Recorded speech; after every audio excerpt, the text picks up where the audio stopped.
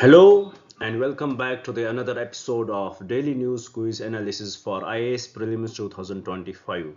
It is 31st January today, and in this video we are going to solve some important questions which could be relevant for your preparation.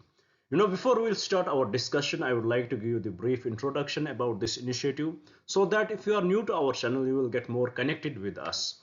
What we are going to do? Basically, we'll try to discuss various types of questions, and if I will be very much brief in it, we will try to discuss three types of questions from three different sources. So what are these three types of questions? The first set of questions which we are going to discuss here, we will take them from the current affairs. What we will do? We'll try to take up the most important articles from the newspapers. We'll try to break them down into the simplest language possible, and we'll try to derive the possible preliminary questions which can be asked from that particular article, so that it will give you the idea which part of the newspaper is important for your preparation, what should be your approach when you are reading the news article, and how you can expect a question from that particular article. This is what we are going to do in the first part of our discussion. After doing this, we will shift our approach to the another part of our discussion, the second part, where we will try to discuss a static topic. Basically right now we are discussing Indian polity, and in Indian polity we had reached till the office of president. Today we are going to discuss some powers of the president, and we will try to derive a possible prelims question which can be asked from that particular article or from that particular topic, so that it will give the idea how questions can be really asked in the exam. After solving questions with respect to current affairs, with respect to static part, we will shift our approach to the last part of our discussion, where we will discuss questions which were asked in our previous year question papers. What we will do, we'll try to discuss few previous year questions which were asked in previous year question papers. We'll try to understand different vocabulary used by UPSC. We'll try to understand different methods used by UPSC, and we'll try to understand how we can implement that knowledge which we will get from these questions in the upcoming exam. So this is in a nutshell what we are going to do in this video. Now, before we'll start our discussion, I would like to request you guys, please do note down these questions. These questions are going to be very much important for your preparation, for you if you want to clear your exams. If when your exams would be near, you would want to revise everything, but time won't permit you.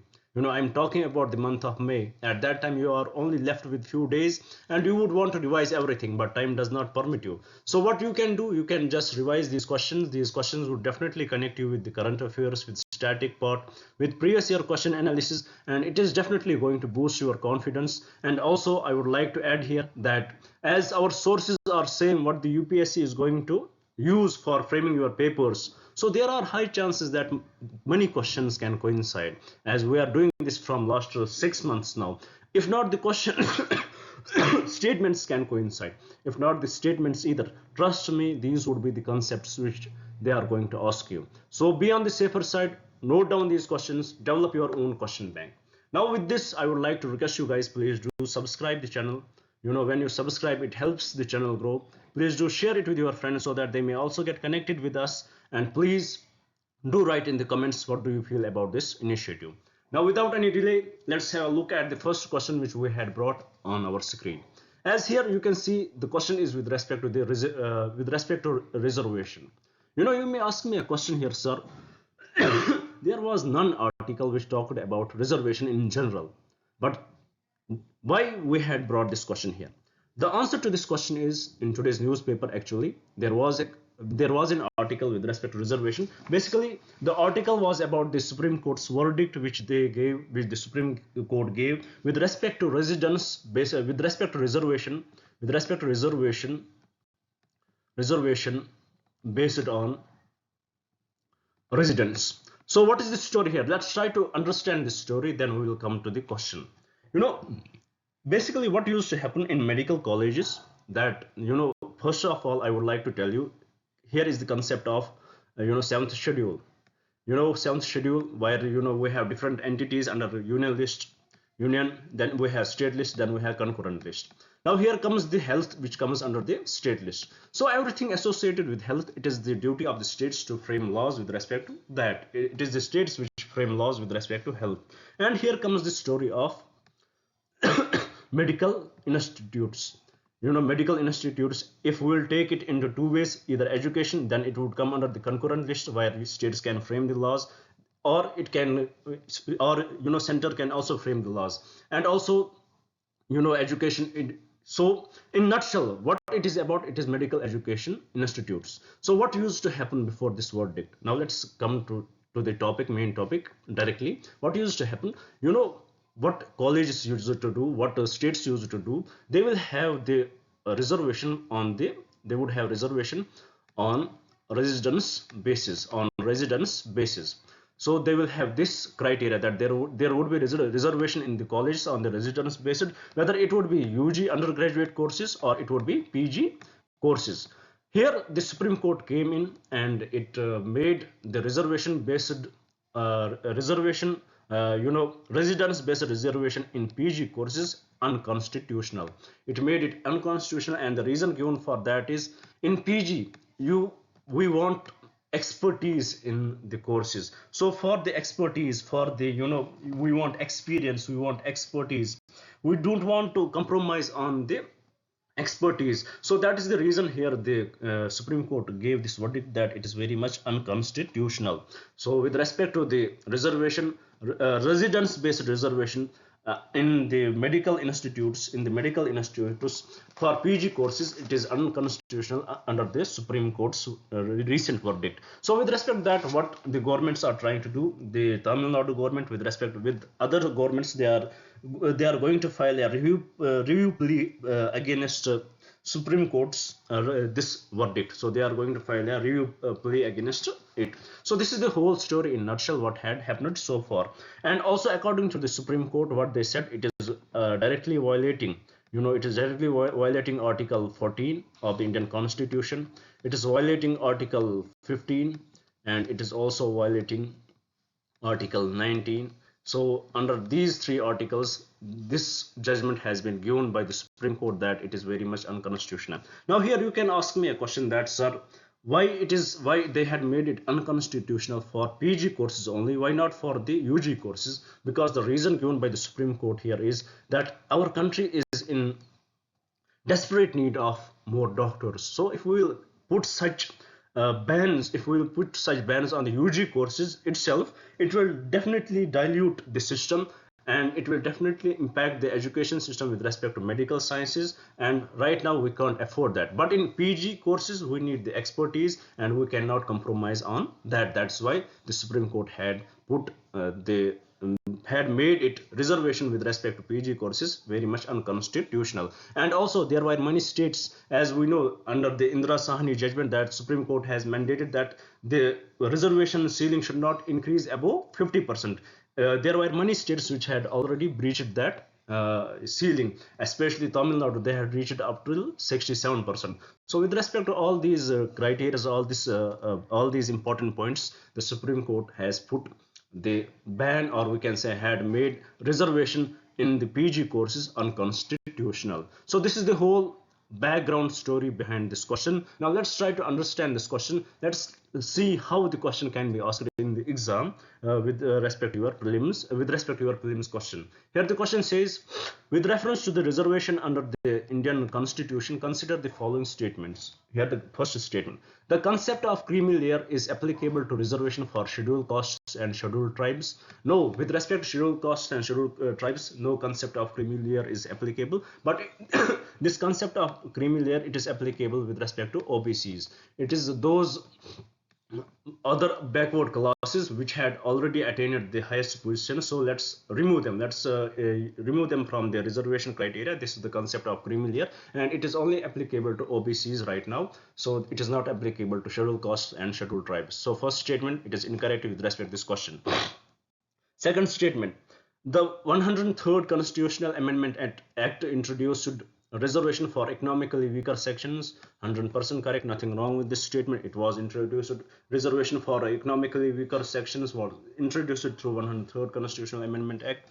Third statement: the Supreme Court has mandated a 50% ceiling on vertical reservation. 100% correct. As we discussed under Indira Sahni judgment, it has been introduced. So with respect to this question, what are the correct statements? Correct statements are statement 2 and statement 3. So with this, I hope you had understood the question here. This is how question can be asked in the exam. You had understood the background of this question, what was in the news, why Supreme Court has made it unconstitutional, what is the criteria behind that, as they don't want to negotiate with respect to expertise in it. So that's why they had made it unconstitutional, and also it is a very much in violation of article 14, article 15 and article 19. So with this, let's move to the another question and see what we had brought on the another screen or on the another slide. Here the question is with respect to the 13th amendment of the constitution of Sri Lanka. You may ask me a question here, sir, we are living in India, we are preparing for UPSC prelims, we are preparing for UPSC IAS exam. So why in this earth we have to know about the 13th amendment of the constitution, and that too of the Sri Lanka? If it would have been US, would let's care about that. But why do we have to care about the constitution of Sri Lanka with respect to the 13th amendment? Why do we need to know about that? Students, it is very much interesting. Basically, if first of all, I would like to give the brief idea why we are discussing this question here, because there was definitely an article which talked about India and Sri Lanka's relations, how it is an opportunity for India to settle Sri Lanka's ethnic problem. How the article was basically talking about how it is a prime opportunity for India to settle Sri Lanka's ethnic problem. Sri Lanka is ethnically very much divided. There in Sri Lanka, the national locals of Sri Lanka, which are Sinhali Buddhist, they had been always discriminatory towards the Tamils of Sri Lanka. Whether they are Tamilian, these Sinhali Buddhists, very much discriminatory towards the Tamils of Sri Lanka. Whether these Tamils are Sri Lankan Tamils, or they are the Indian Tamils. So what is the difference here between the Sri Lankan Tamils and Indian Tamils? Indian Tamils, they had recently migrated. These Tamils are those that recently migrated from Tamil Nadu, So they are Indian Tamils, usually in the period of colonial era, during the British era. They migrated to Sri Lanka, and these Sri Lankan Tamils, they had migrated from 100 years, from 100 2000 years, they had been migrating consistently. So these are the Sri Lankan Tamils. So with respect to this, there is ethnic divide in the country, and these Sinhali Buddhists who enjoyed the upper power in the country, they had always discriminated these lower provinces, or we can say these lower castes, or we can say lower ethnic lower castes, or you can say these people, or we can say lower ethnicities, which there are, like for example Sri Lankan Tamils or Indian Tamils, they had always discriminated them. So with respect to that, there is always the conflict between the two, and India has always tried its best to curb that conflict in the Sri Lanka. Basically in 1987 itself, Rajiv Gandhi in 1987, Rajiv Gandhi itself tried his best to curb this ethnic clashes in the country, and he convinced LTTE, which was a militant organization which was working in Sri Lanka. He convinced them to surrender. He provided for the he in fact the government at that time, he made them to go for the 13th amendment, and also he through this 13th amendment, he made them he made Sri Lankan government to give little autonomy to these Tamil regions, or we can say to these provincial councils. So this is some background behind this question, why we are discussing here. Now about the 13th amendment, before we will understand it, what it is about, you would have heard about it most of the times. Before we'll understand it, in Sri Lankan polity, Sri Lankan polity acts as a one single country. They don't have the provinces like we have in our country. There are no provinces. So either there would be local governments or the central government. So with respect to this, these places where these Indian Tamils and Sri Lankan Tamils are, these provinces were highly, or we can say these places were highly these places were highly discriminated by the upper classes, or we can say by the Sinhali Buddhists. So with respect to the Rajiv Gandhi, he proposed the idea that Rajiv Gandhi at that time, he proposed the idea that the Sri Lankan government should go for the 13th amendment, in which they will give some autonomy to these Tamil regions, to these regions where Indian Tamils and Sri Lankan Tamils are living. They should enjoy some autonomy so that they will enjoy the respect. They will gain the citizenship. They would gain that status which other people are enjoying. He convinced the Sri Lankan government and they provided for the 13th amendment. But unfortunately, the provisions which were in the 13th amendment, they were not fully introduced ever by the Sri Lankan government. So with respect to this, India has always tried its best. India has always tried to convince the Sri Lankan government to go for the 13th amendment, but it has not been achieved yet. Yet Sri Lankan government has not done so. But in this year we saw that how Sri Lankan president visited India, and we know that he is from the DMK party. We know that he is the popular leader there, and we also know that the history of the what has been the history of the, sorry, not DMK, JVP. He is from the current president. He is from the JVP party. We know what has been the history of the JVP against India, how their stand was always against India, how they were anti 13th amendment. So with respect to this engagement between India and Sri Lanka recently which happened, India did not categorically mention this 13th amendment. So this was very much different approach from Indian side also. So that is why the author here suggests, the author says that this is the prime time, as JVP government has also shown interest, has tried its best to show that India is very much important for them. It has told that the JVP government, it has said us, or we can say they had been very much straightforward with respect to their approach, that they will only serve for their self interests. They will have a divide between the India and Sri Lanka. They will not let Sri Lanka to go. They will not let their land be used by China against India. So they had given their approach, and with respect to that, India has also given their approach. They had not mentioned the 13th Amendment Act, but here the author says it is the prime time for India to discuss this, and it is the prime opportunity for India, as right now they are ready to reconcile. It is the prime opportunity for India to settle the Sri Lanka's ethnic problems. So this is the whole concept. I hope you had understood it. Now let's solve this question. A question can be asked with respect to 13th Amendment, and it is revolving from last 2 to 3 years now in the newspapers. Now a question about it can be directly asked in the exam, what it is about. Here the question says the 13th Amendment of the Constitution of Sri Lanka is primarily related to, let us solve this. First statement, economic reforms and liberalization, no, incorrect. Second statement, devolution of powers to provincial councils, let's keep it here. Third statement, electoral reforms and ensuring free and fair elections, incorrect. Fourth, promoting national reconciliation by addressing linguistic and religious minority concerns, even though it is somehow similar, but incorrect.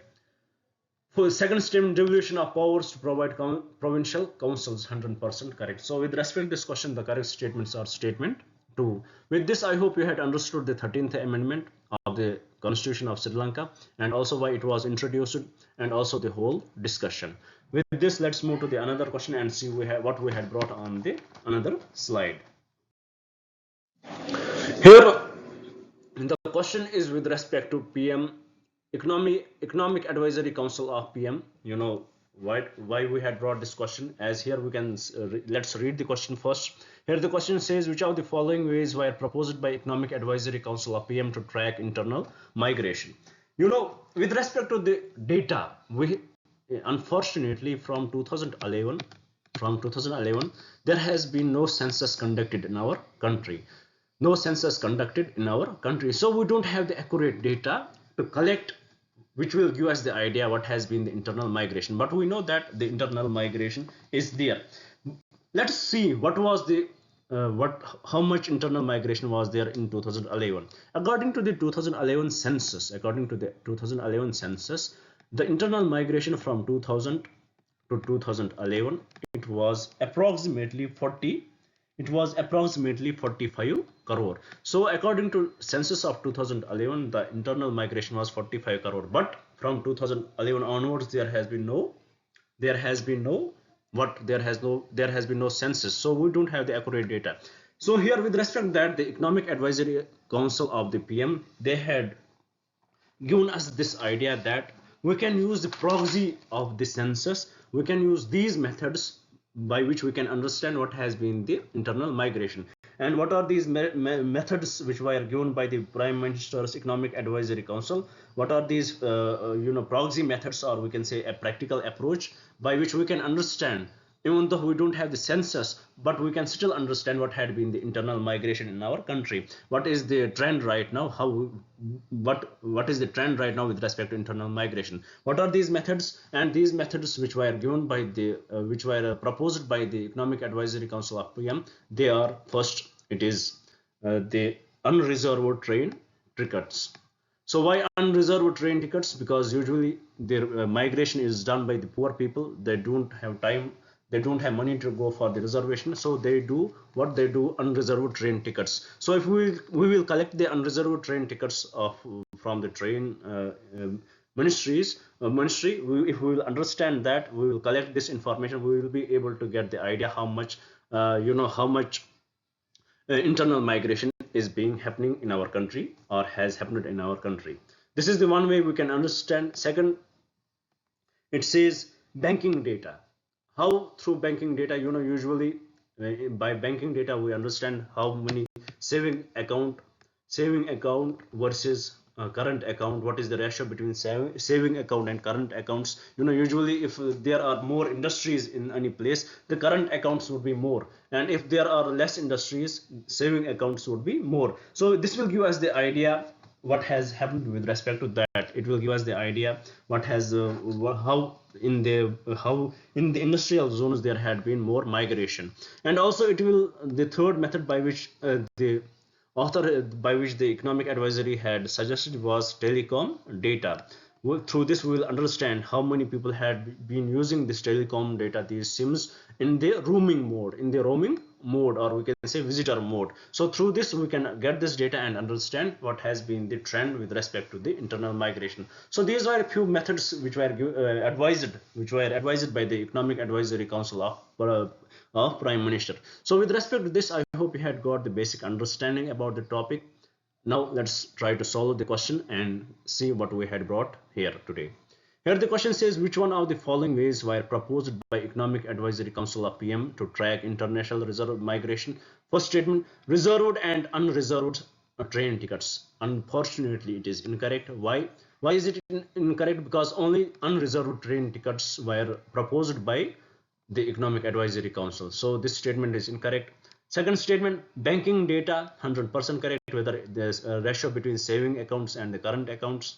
Third, telecom data, 100% correct. So with respect to this question, the correct statements are statement 2 and statement 3, and from the code given below, the correct code would be option B. With this, I hope you had understood the question and also the concept behind it. Now with this, let's move to the another question and see what we had brought on the another screen. Here there is a discussion about the DeepSeek, which is an open AI a platform, we can say. It is in the news right now because it is overtaking the US's chat GPT and everybody around it.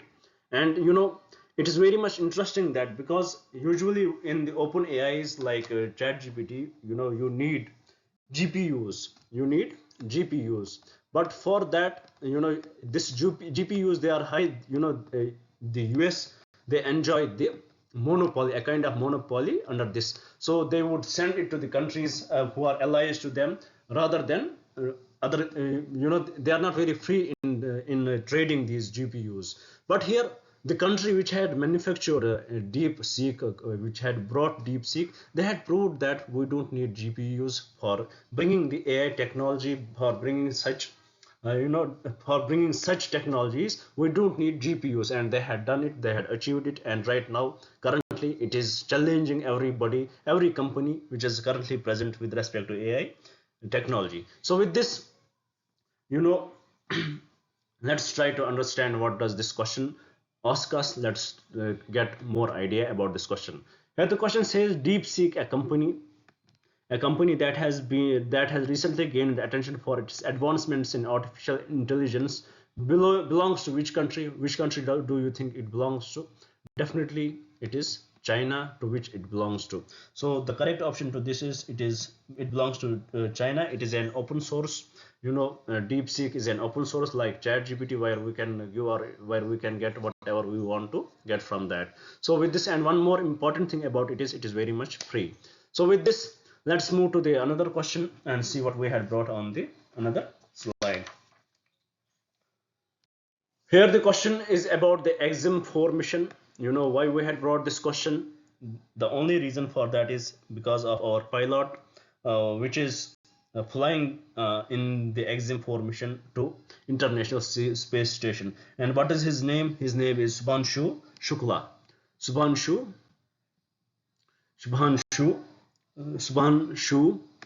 Shukla. He is flying under this mission, which this XM4 mission belongs to NASA. He is flying under this mission to International Space Station. So with respect to this XM4 mission becomes important for us. Let us have a basic understanding about this through this question.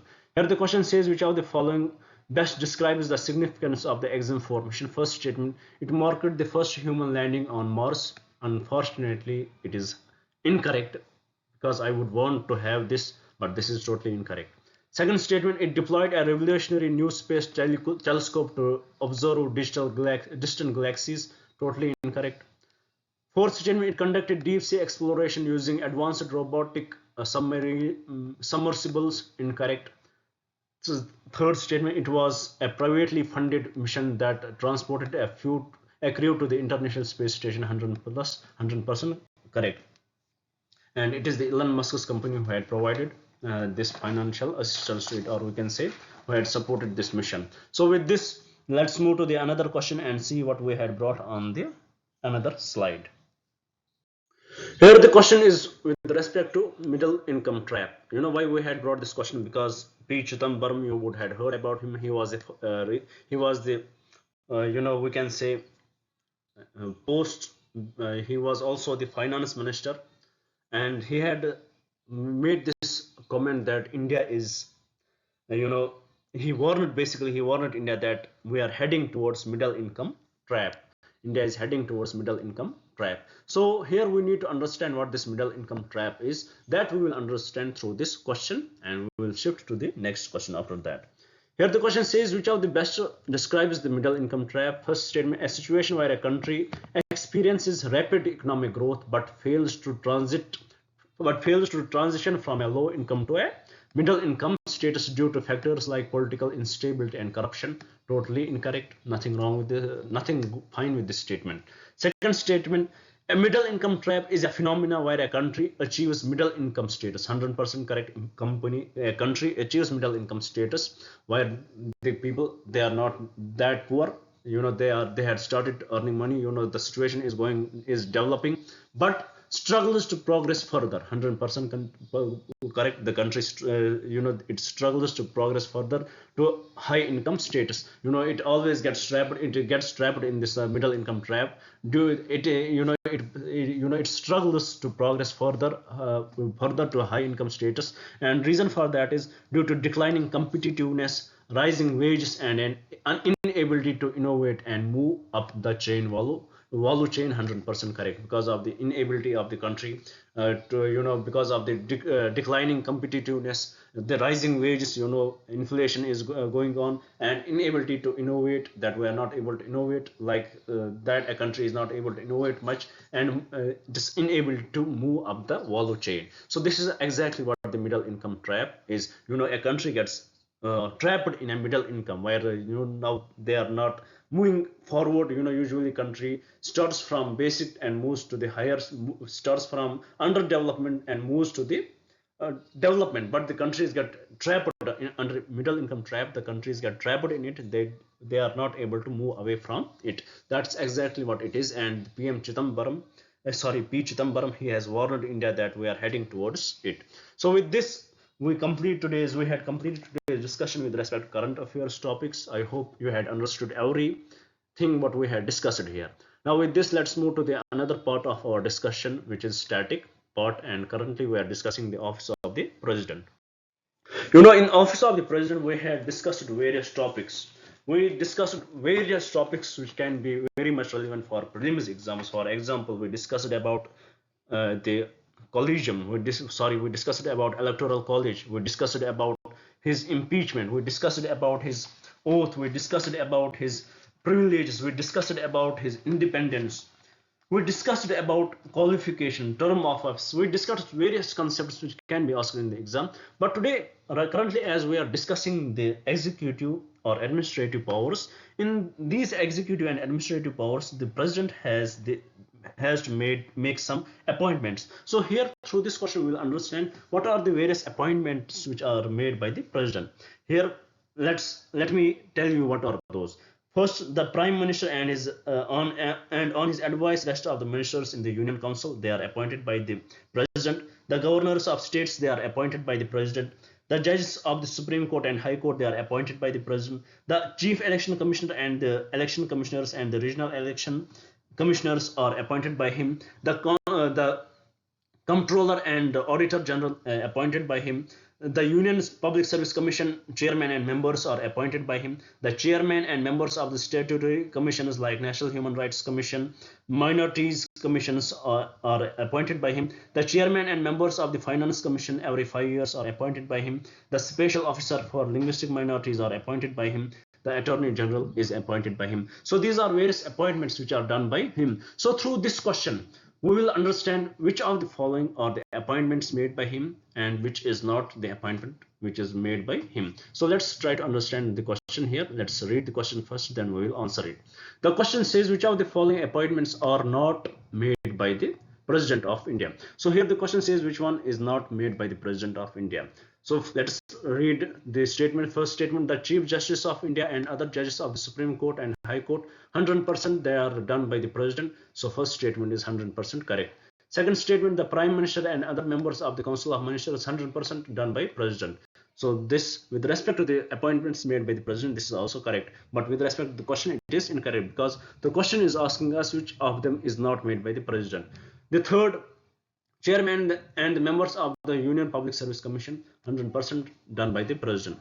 Fourth statement, the Speaker and the Deputy Speaker of the Lok Sabha, no, it is not done by the President, it is by the members of the Parliament. So with respect to this question, the correct statement is option D, as it is asking us which one of them is not made by the President. So with this, we complete today's discussion with respect to the current affair, with respect to the static topic question also. Now with this, let's move to the last part of our discussion where we will solve a previous year question.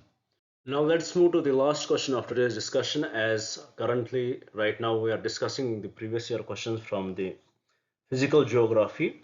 And the only reason, as you can see here on the screen, the question is very much basic, and the only reason why I brought this question here for the discussion is to give the idea sometimes UPSC can be very much basic and you will get for no reason you will get confused, and in that confusion you can mark the questions incorrectly. So here the question is very much basic, and any student, maybe he is from the class 7th, 6th, 5th, he can answer this question. Here the question says, as you can see here on the screen, question says, in order of their distance from the sun, which of the following planets lie between Mars and Uranus? It is very simple. Mercury, Venus, Earth, Mars, Jupiter, Saturn, Uranus, Neptune, Pluto. So what it is asking us between Mars and Uranus. What are the planets? It is Jupiter and Saturn. So these are the planets which are between these two planets. So with respect to this question, the correct statement would be option B. As I already told you, the only reason why I brought this question was to give you the idea sometimes UPSC can be very much basic. Please don't confuse yourself. Trust your knowledge which you had read. Trust that. So with this, I would like to say thank you to you guys for staying with me. Thank you very much. If anything new we should add in our initiative, please do write us in the comments. We'll try to bring that for you. And if there is any confusion, please do write in the comments. We'll try to clear that. And also, if you want the PPTs of these sessions, do write us in the mail. We had given it in our bio. We will definitely respond to that. Thank you for staying with us. Thank you very much. Have a nice day.